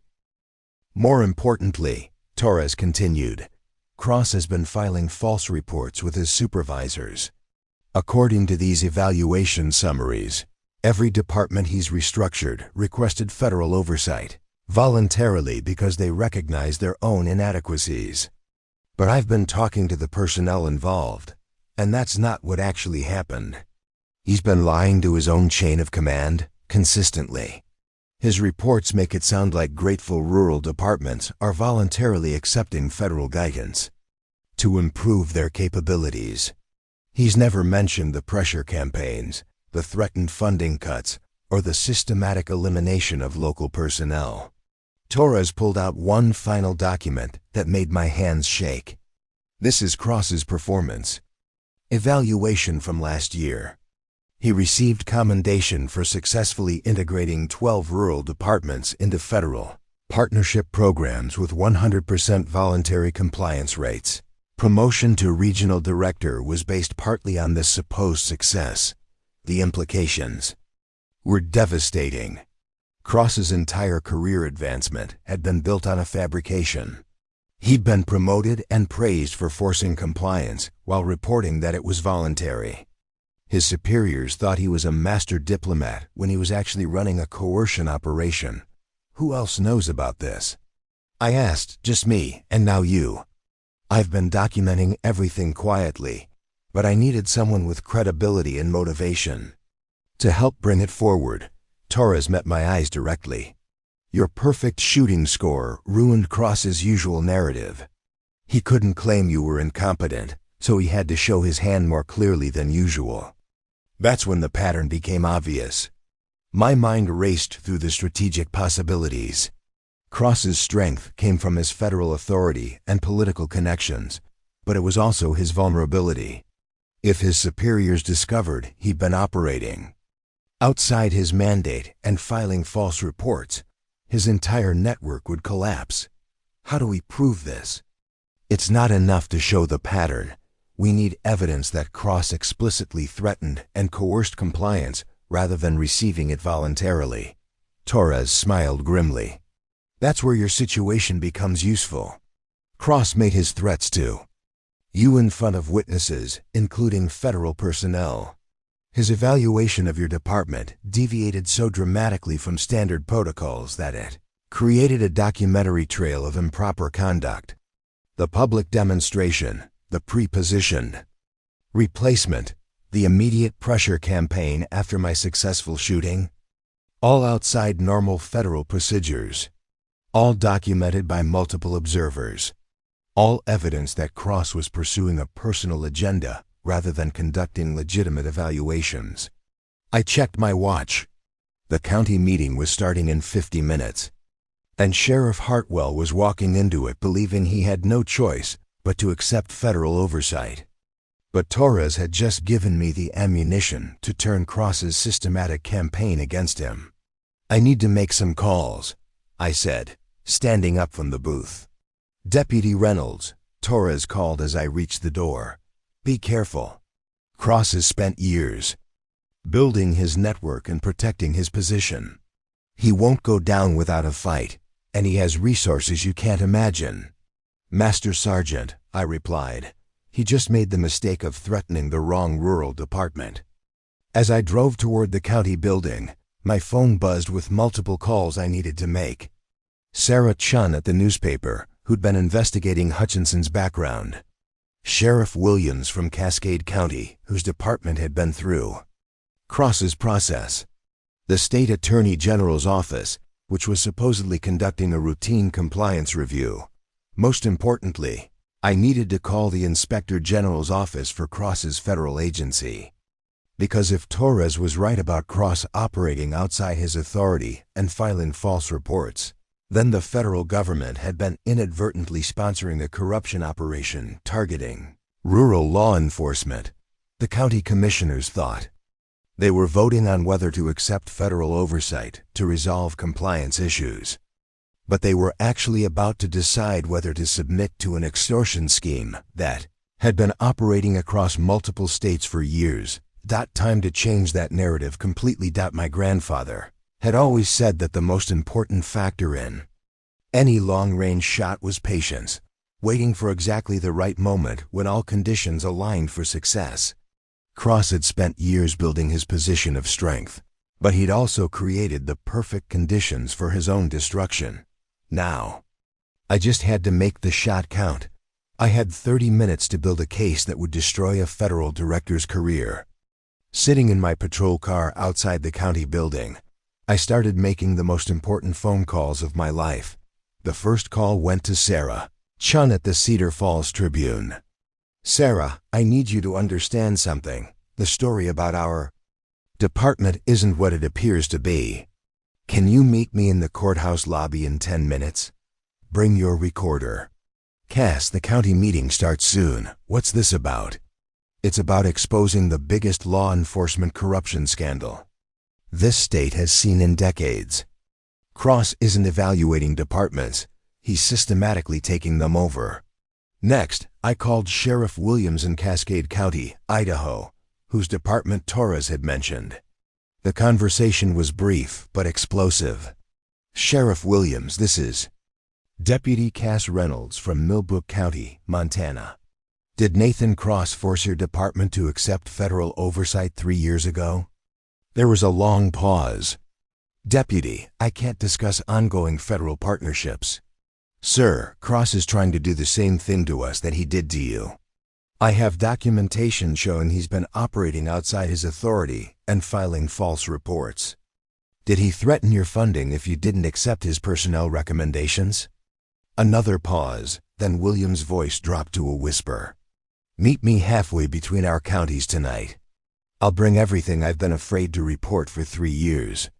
The third call went to Detective Maria Santos in Denver, Wyoming. Deputy Torres had mentioned who'd been forced out of her position. I found her number through the private security firm where she now worked. Miss Santos, you don't know me, but I'm facing the same federal evaluation that destroyed your career. I have evidence that Cross has been running an illegal operation, and I need your help to stop it. Her response was immediate and fierce. What do you need? While I was coordinating with Santos, my phone buzzed with an incoming call from a number I didn't recognize. The caller identified himself as Inspector General Robert Hayes from Cross's federal agency. Deputy Reynolds, I received an urgent message that you have information regarding Director Cross's evaluation procedures. I'm currently en route to your location to investigate allegations of improper conduct. My heart hammered against my ribs. How did you know to call me? Master Sergeant Torres contacted our office this morning with concerns about Director Cross's evaluation methods. We've been monitoring several irregularities in Cross's reports, and your situation appears to be the evidence we need to take action. The Federal Inspector General was already investigating Cross. Torres hadn't just given me ammunition, he'd triggered an official inquiry that would give my evidence federal authority. Inspector Hayes, I have documentation showing a pattern of coercion and false reporting spanning multiple states. How quickly can you get here? I'm 20 minutes out. Is the county meeting still scheduled? Yes, sir. They're voting on whether to accept federal oversight in 15 minutes. Delay that vote if possible.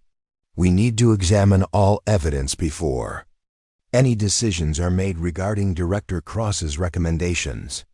I sprinted into the courthouse where Sarah Chun was waiting with her recording equipment. Sarah, I need you to document everything that's about to happen. This story is going to change how federal law enforcement partnerships operate. We rushed to the county meeting room, where Sheriff Hartwell was already presenting Cross's evaluation to the 5-member county commission. Cross sat at the table with Kevin Hutchinson, both wearing expressions of confident authority. "Excuse me," I interrupted, pushing through the door. "Commissioners, I have urgent information that affects this vote." Commissioner Wells looked annoyed. "Deputy Reynolds, this isn't appropriate. The evaluation has been thorough and the recommendations are clear." "Commissioners, Director Cross has been operating outside his federal authority and filing false reports with his superiors. I have evidence that he's been systematically coercing rural departments across 4 states into accepting personnel they don't want and oversight they don't need."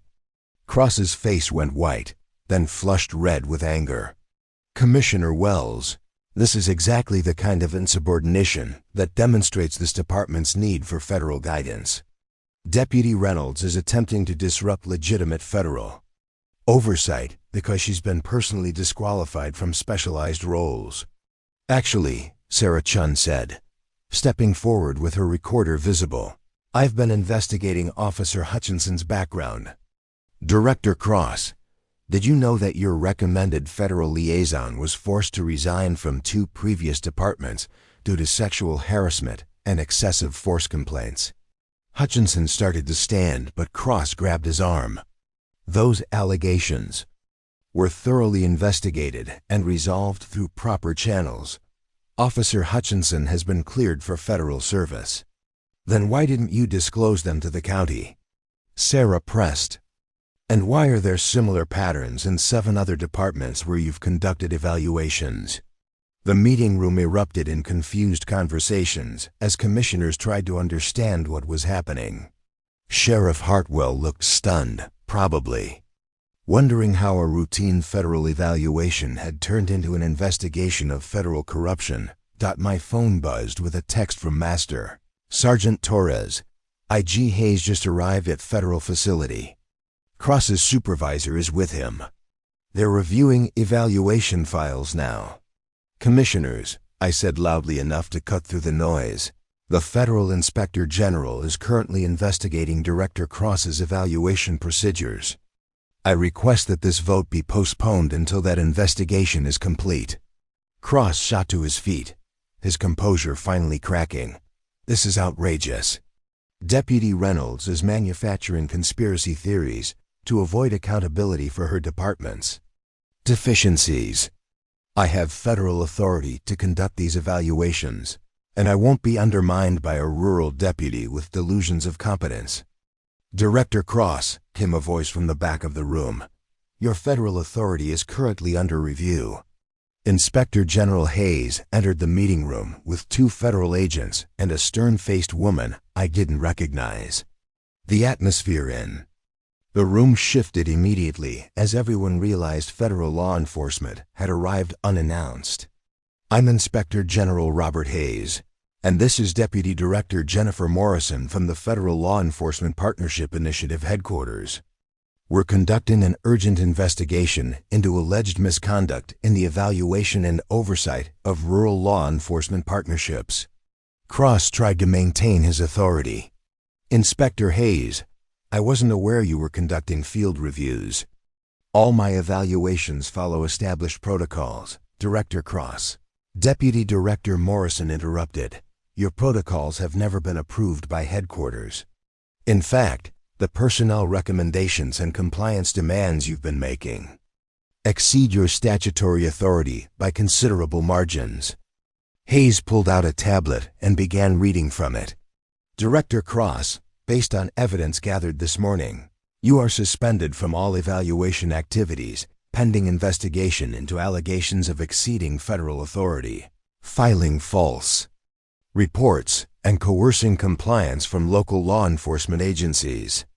The silence in the room was absolute. Cross, who had controlled every conversation and dominated every interaction for weeks, suddenly looked like a man watching his world collapse.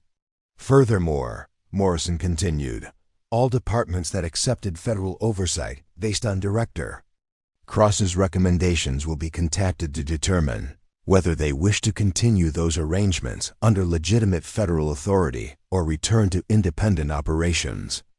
Hutchinson quietly stood and moved toward the back of the room, apparently hoping to disappear before anyone connected him to Cross's operation. But Sarah Chun blocked his path.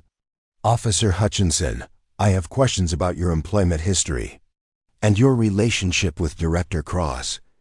Are you willing to comment on whether you knew about the harassment settlements in your background when you applied for this position?" I need to speak with an attorney," Hutchinson mumbled, pushing past Sarah toward the exit. Inspector Hayes addressed the county commissioners directly. "We recommend postponing any decisions regarding federal partnerships until our investigation is complete. Director Cross's evaluation of this department appears to have been conducted outside proper procedures and may not reflect legitimate federal policy." Commissioner Wells looked shell-shocked. "Inspector Hayes, are you saying the federal evaluation was improper?" "Ma'am, we're saying that Director Cross appears to have been operating a personal agenda that wasn't sanctioned by federal policy. Any recommendations he made should be disregarded until we can conduct a proper review." As the meeting dissolved into chaos, I caught Sheriff Hartwell's eye across the room. He looked like a man who just watched a tornado change direction at the last second, sparing his house while destroying everything else in its path. Cross tried one final play, approaching Inspector Hayes with forced confidence. "Inspector, I believe there's been a significant misunderstanding about my authority and procedures. Perhaps we could discuss this privately." "Director Cross," Hayes said flatly, "you're under federal investigation. Any further communication should go through your attorney." In the space of 30 minutes, I'd gone from contemplating resignation to watching the federal director's career implode in real time. The network Cross had spent years building was about to become evidence in a federal corruption case. But the real test was still coming. Cross had resources, connections, and 3 years of institutional momentum behind his operation. Taking him down publicly was just the beginning of what promised to be a much longer fight. The federal investigation moved with the swift efficiency of an agency that had discovered corruption within its own ranks. Within 48 hours of Cross's suspension, Inspector General Hayes had established a command center in the county courthouse, interviewing witnesses and reviewing 3 years of evaluation reports that Cross had filed with his supervisors. The scope of the deception was breathtaking.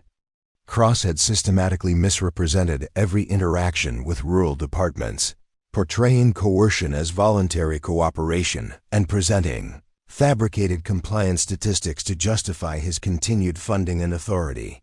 His personnel files revealed a pattern of promoting federal loyalists while eliminating local expertise across 12 states. Deputy Reynolds, Deputy Director Morrison said during my formal interview Tuesday morning, "Your documentation of Director Cross's evaluation process has been invaluable. However, we need to understand the full extent of his operational network." She spread out organizational charts showing Cross's web of contacts across federal agencies, state boards, and regional law enforcement associations. The visual representation was staggering. Cross had cultivated relationships at every level of authority that could influence rural departments. "How many people were complicit in this operation?" I asked. "That's what we're determining. Some of Cross's contacts appear to have been unknowing participants who believed they were supporting legitimate federal initiatives. Others, particularly in the training and certification bureaucracy, seemed to have understood exactly what they were facilitating." Morrison pulled out a tablet showing recorded phone conversations. "We've been monitoring Cross's communications since his suspension. He's been making increasingly desperate calls to his network, trying to coordinate a response to the investigation." She played one of the recordings, Cross's voice tense with barely controlled panic. "Listen, this is a temporary setback. The rural deputy got lucky with some documentation, but we can contain this if everyone stays consistent with the official narrative. The federal partnership program is too important to let one investigation derail everything we've built. Another recording revealed Cross attempting to pressure Hutchinson into claiming that his background issues had been misrepresented by hostile media coverage. "Kevin, you need to understand that your career depends on maintaining credibility. About our personnel standards. If you let them paint you as unqualified, it undermines everything we've accomplished." But the most damning evidence came from Cross's own files, which Inspector Hayes had seized from his federal office. Cross had maintained detailed records of his coercion tactics, apparently as a form of operational planning rather than criminal evidence. "Look at this," Hayes said, showing me a document titled Cascade County Implementation Strategy. It outlined a step-by-step plan for pressuring Sheriff Williams into accepting federal oversight, including specific talking points for federal contacts who would express concerns about the department's capabilities. The document was a blueprint for institutional manipulation that Cross had refined over years of operation. Every pressure point I'd experienced, insurance concerns, grant funding threats, peer department warnings, media inquiries, was listed as a standard tactical approach. "He documented his own crimes," I said in amazement. Cross believed his federal authority made him untouchable, Morrison replied. "He kept these records as proof of his effectiveness for performance evaluations. He never considered that someone might view systematic coercion as misconduct rather than achievement." Wednesday brought the first wave of arrests. Federal agents took Kevin Hutchinson into custody at a Billings hotel where he'd been hiding since fleeing the county meeting.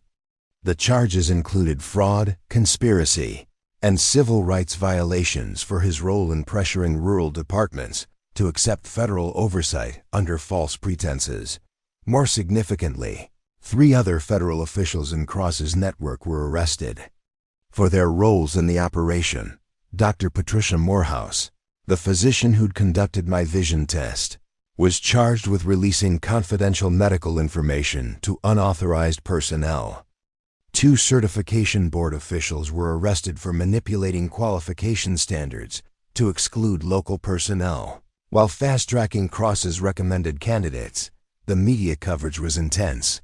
Sarah Chun's initial article for the Cedar Falls Tribune had been picked up by national outlets, and suddenly our small Montana county was the center of a federal corruption investigation that spanned multiple states. "Federal Director Orchestrated Multi-State Law Enforcement Takeover," read the headline in the Washington Post. "Rural departments fight back against unauthorized federal control," announced CNN. But Cross wasn't finished. Even under federal investigation, he continued trying to salvage his operation through back-channel communications and political pressure. On Thursday morning, I received a call that changed everything. "Deputy Reynolds, this is Senator Patricia Larson's office," the caller announced. "The senator has received concerning reports about irregularities in federal law enforcement evaluations. She'd like to speak with you about your experiences with Director Cross." Senator Larson chaired the Senate subcommittee overseeing federal law enforcement partnerships. If Cross had been manipulating rural departments across multiple states, it was exactly the kind of federal overreach that would concern a senator representing agricultural constituencies. The phone call lasted 45 minutes, during which I detailed every aspect of Cross's evaluation process. Senator Larson's questions were sharp and informed, suggesting she'd been receiving similar reports from other rural departments. "Deputy Reynolds, based on what you've described, Director, Cross appears to have been operating a systematic campaign to centralize law enforcement authority under federal control. This goes far beyond the mandate Congress intended when we authorized the partnership program." 2 hours after my conversation with Senator Larson, Inspector Hayes called with news that changed the entire trajectory of the investigation. "Deputy Reynolds, we've just received authorization for a comprehensive Audit of all federal law enforcement partnership activities over the past 5 years. Senator Larson's subcommittee is opening formal oversight hearings, and they want you to testify about Cross's evaluation methods, congressional testimony. The investigation had escalated from a regional corruption case to a national examination of federal law enforcement overreach. Cross's operation had become evidence in a larger political battle about the proper relationship between federal agencies and local authorities. Friday brought the final revelation that sealed Cross's fate. Federal investigators discovered financial irregularities in Cross's budget management that suggested personal enrichment alongside institutional manipulation. Cross had been billing the federal government for evaluation travel expenses that coincided with personal vacations, and he'd been steering equipment contracts to companies that provided him with consulting fees. Cross wasn't just building a federal empire, Morrison explained during a briefing with our department. He was profiting from it personally while using taxpayer money to fund his operations. The financial evidence transformed what might have been viewed as overzealous federal management into clear criminal activity that even Cross's political allies couldn't defend. But the moment that vindicated everything I'd endured came Saturday morning when Master Sergeant Torres called with news from the federal training facility. "Deputy Reynolds, you need to know something. The facility commander just received new guidance from headquarters about shooting qualifications. They're revising the vision standards based on operational evidence that traditional eye charts don't predict real-world marksmanship capability." What does that mean? It means your perfect shooting score with documented vision issues has changed federal policy. They're implementing new evaluation protocols that emphasize demonstrated capability over medical test results. Torres paused, then continued with obvious satisfaction. They're calling it the Reynolds standard, evaluating candidates based on actual performance rather than theoretical medical criteria. Cross's attempt to use my vision test against me had backfired completely. Not only had I exposed his corruption, but I'd also changed federal policy in a way that would help countless other qualified personnel who'd been excluded by arbitrary medical standards. The investigation was entering its final phase, with Cross facing federal charges that could result in decades in prison. His network was collapsing as participants either fled prosecution or cooperated with investigators. The rural departments he'd targeted were being contacted about resuming independent operations or entering legitimate federal partnerships based on actual mutual benefit rather than coercion. But for me, the most important outcome was simpler.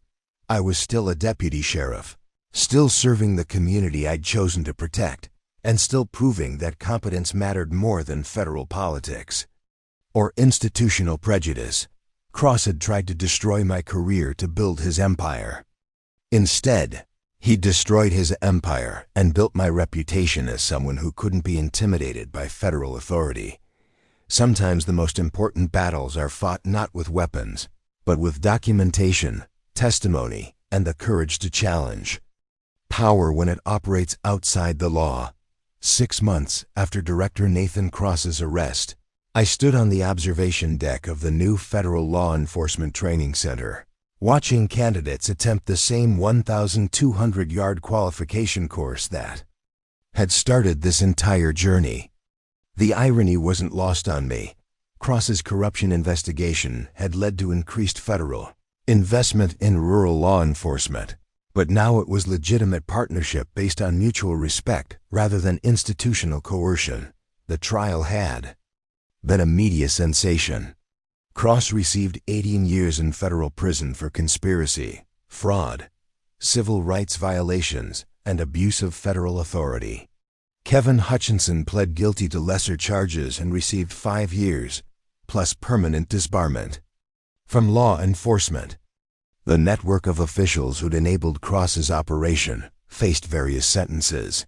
But the institutional damage went far deeper than individual prosecutions. Senator Larson's oversight hearings had revealed that Cross's operation was symptomatic of broader problems in federal-local law enforcement relationships. The resulting legislation, officially called the Rural Law Enforcement Partnership Reform Act, but known informally as the Cross Prevention Act, established strict protocols for federal evaluations and created independent oversight mechanisms to prevent future abuse. Deputy Reynolds, came a familiar voice behind me. Master Sergeant Torres approached with his characteristic military bearing, but there was something different about his demeanor, the relief of a professional soldier who'd helped clean corruption from his institution. "How's your son doing in Colorado?" I asked. Torres had testified prominently during the congressional hearings, and his son's department had been one of the first to benefit from the reformed federal partnership programs. Thriving. They just received legitimate federal support for a new tactical program, and nobody's pressuring them to accept outside personnel or submit to federal oversight. Torres smiled genuinely for the first time since I'd known him. He says it feels like actual partnership instead of occupation. We watched as a female candidate from rural Wyoming attempted the moving target sequence. She missed her first shot, adjusted, and hit the next 4 perfectly. Under Cross's system, that first miss might have been used as evidence of inadequate capability. Under the new protocols, it demonstrated exactly the kind of adaptability and skill that made someone valuable for specialized roles. "The Reynolds standard is working," Torres observed. "We're evaluating candidates based on demonstrated capability rather than arbitrary medical criteria. Performance matters more than paperwork." The policy change had already helped dozens of qualified personnel who'd been excluded by traditional vision tests, hearing requirements, or other medical standards that didn't predict real-world effectiveness. My astigmatism had become a symbol of how bureaucratic barriers could exclude capable people from serving their communities.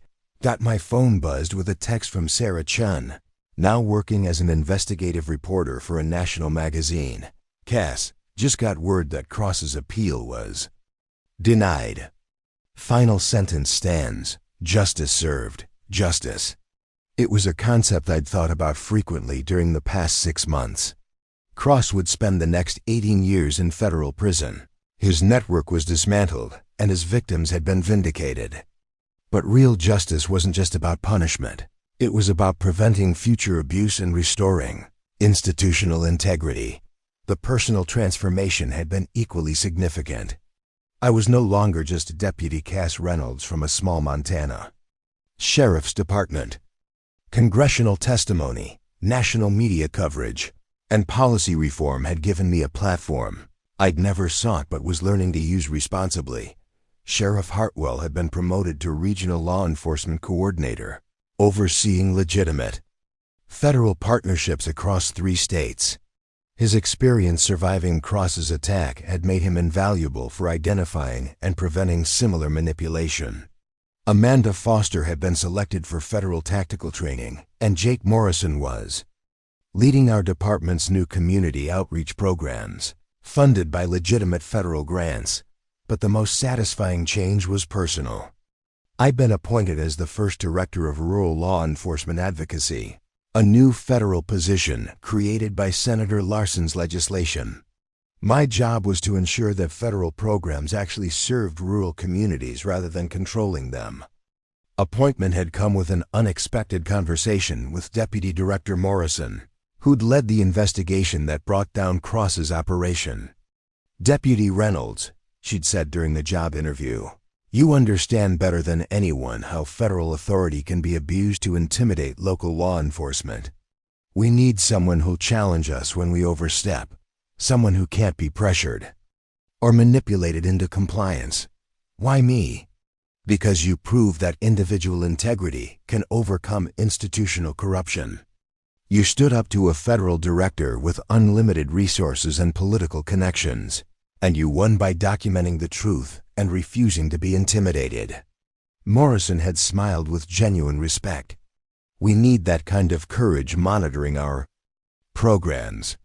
The new job meant relocating to Washington, D.C., but also meant ensuring that no rural department would face the systematic pressure campaign that Cross had perfected. I'd become the federal government's internal advocate for local law enforcement independence. My grandfather would have appreciated the irony. The same federal system that had tried to exclude me based on a vision test was now paying me to protect other officers from similar discrimination. The marksmanship skills he'd taught me during childhood had become secondary to the more important lesson about standing your ground when you knew you were right. Last week, I'd received a letter from Maria Santos, the former Wyoming deputy whose career Cross had destroyed 3 years ago. She'd been hired as a federal instructor at the training center, specifically because her experience with Cross's manipulation made her invaluable for teaching proper evaluation techniques. Cass, she'd written, I never thought I'd work in federal law enforcement again after what Cross did to me. But this feels different. We're building something better, and it's because you refused to let them break you when it mattered most. The ripple effects continued expanding.